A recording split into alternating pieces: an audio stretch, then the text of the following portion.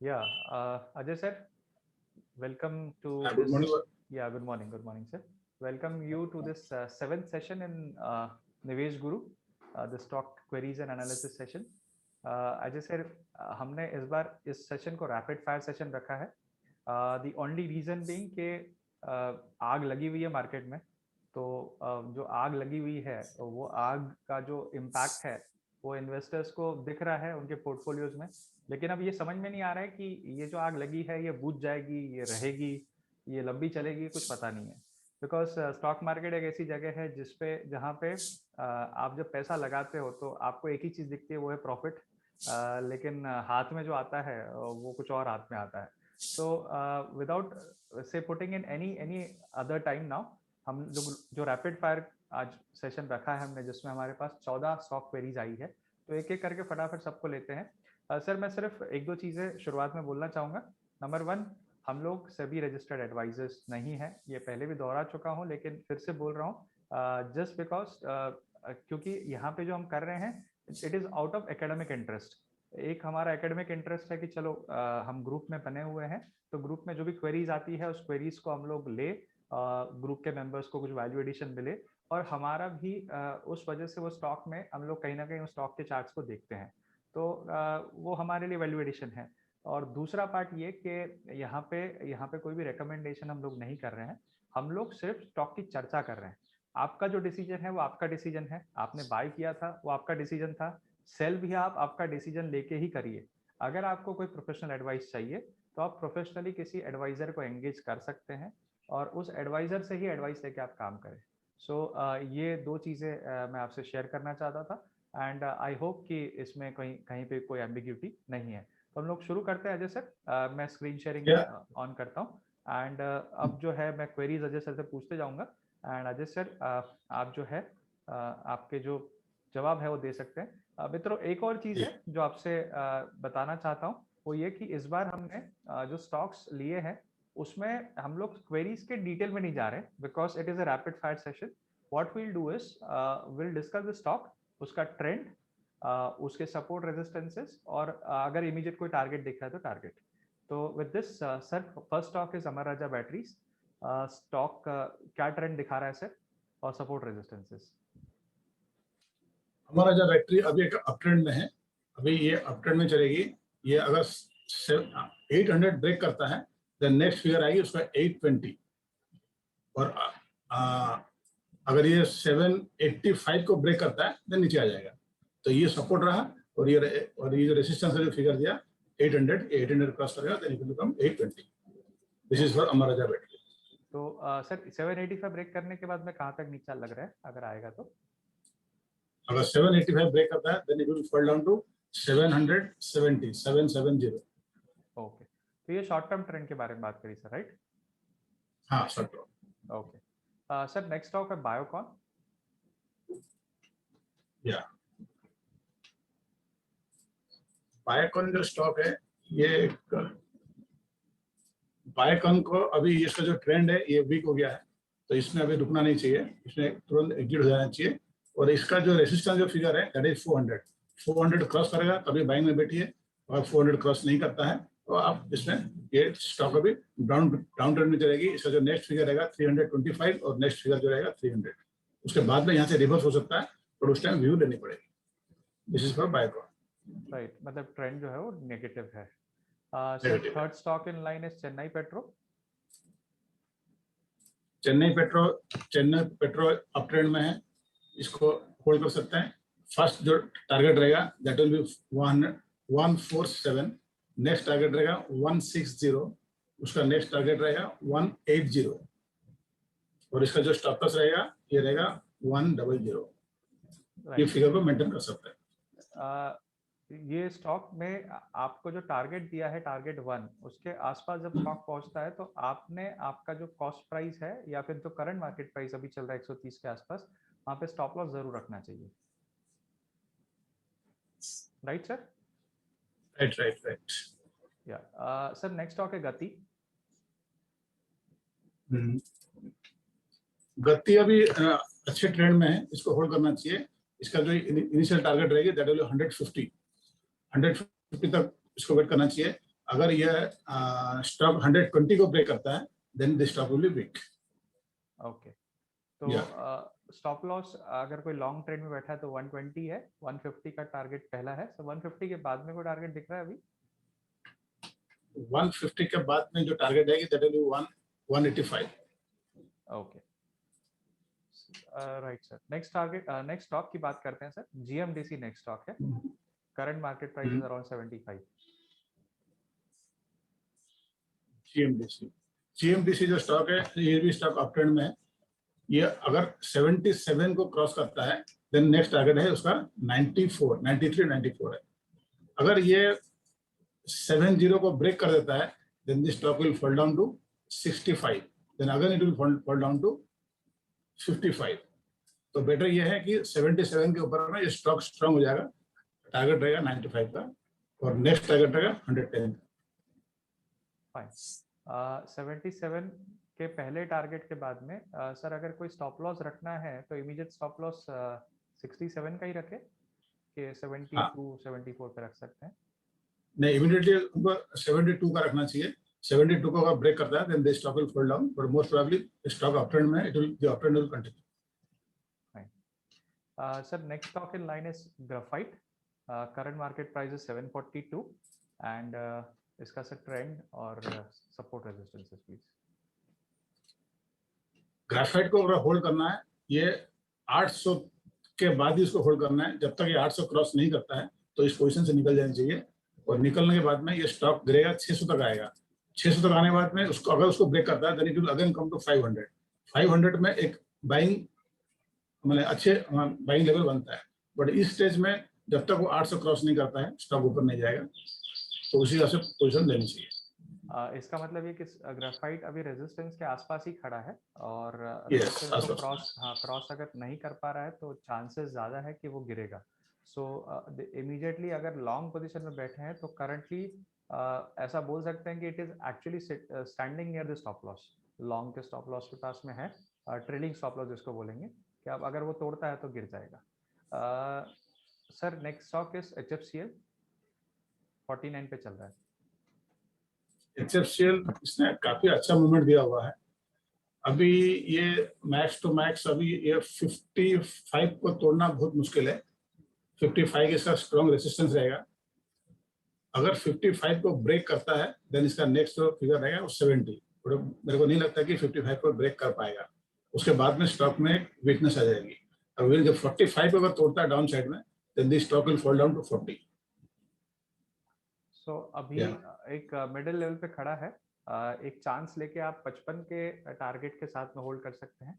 55 के आसपास एक बार बुक करने जैसा है, क्योंकि अगर वहां से नीचे आया तो वापस 45 दिखा सकता है।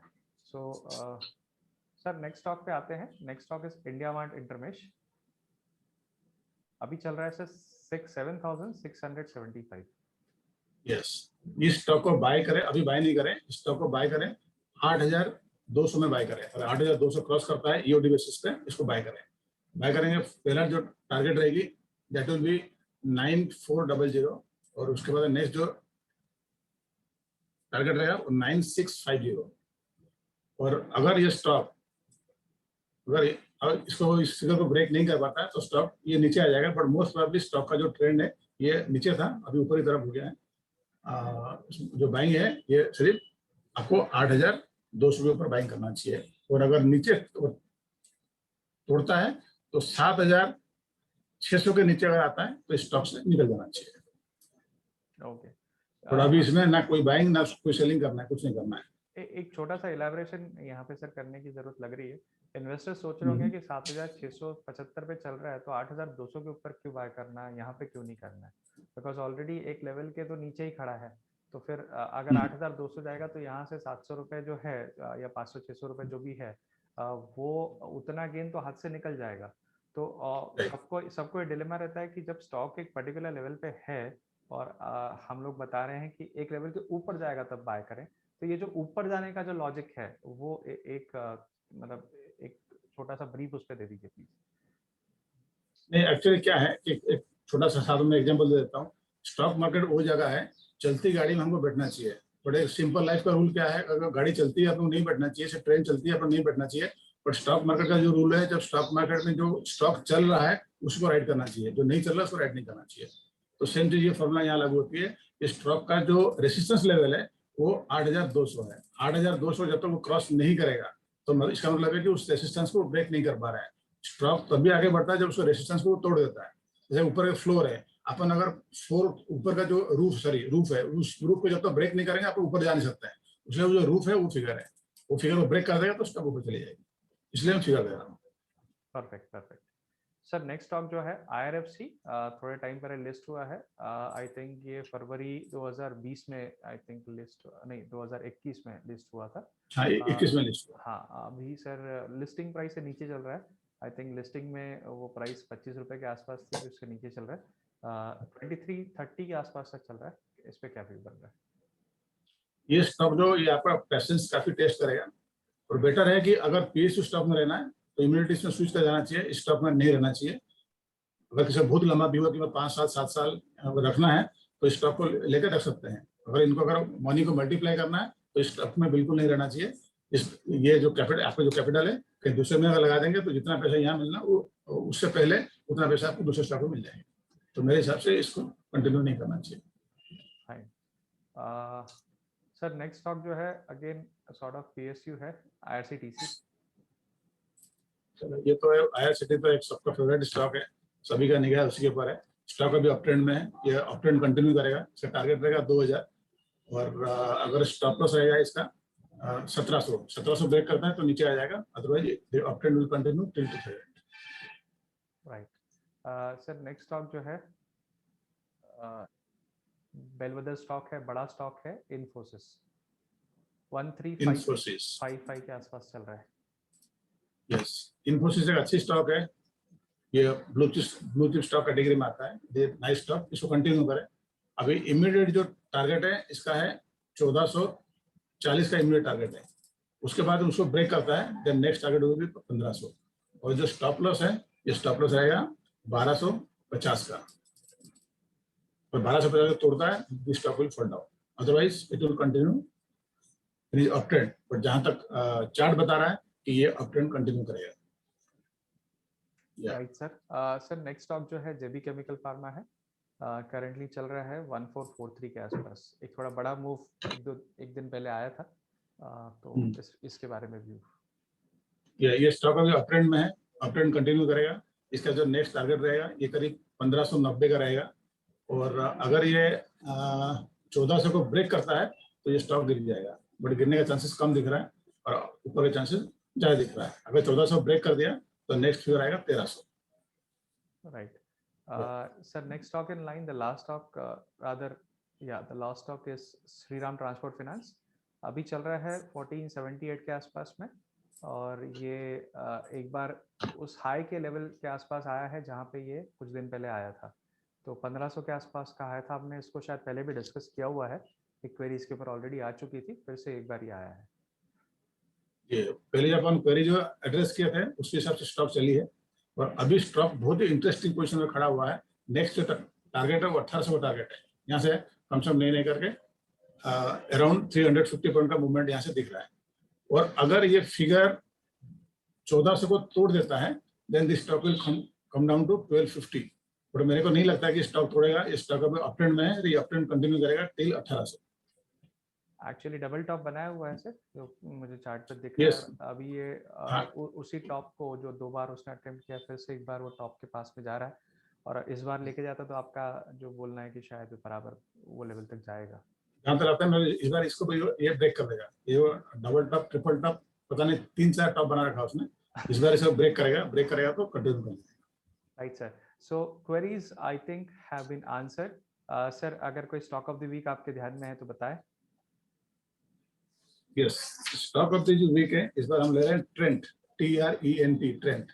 या टाटा कंपनी है। ट्रेंट का जो है, यस, ट्रेंड जो है, ट्रेंड अपन स्टॉक ऑफ द वीक ले रहे हैं। इसमें जो फिगर रहेगा ये अभी करंट मार्केट प्राइस 827 चल रहा है, और इसका जो टारगेट रहेगा 840 845, स्टॉप लॉस रहेगा 815।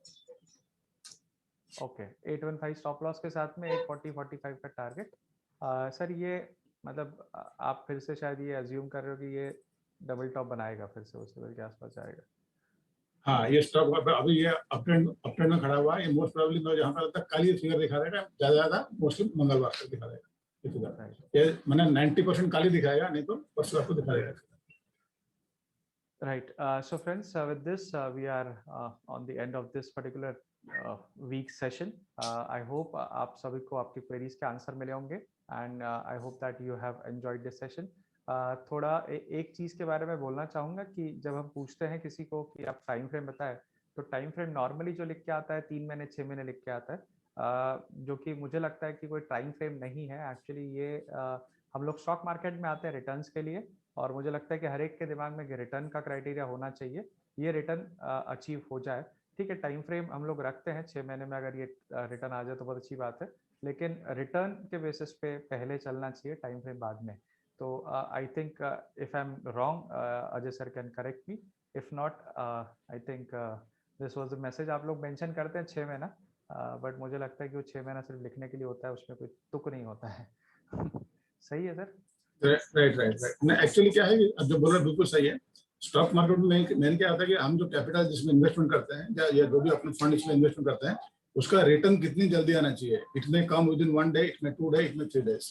अभी कुछ दिन पहले मेरे को एक बंदे ने मैंने एक स्टॉक रिकमेंड किया था, BDL, भारत डायनामिक्स।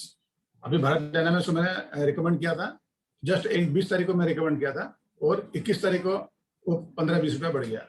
अगर हमको उस प्राइस में अगर निकलना है तो हम आराम से निकल सकते हैं, अगर हमारा व्यू है।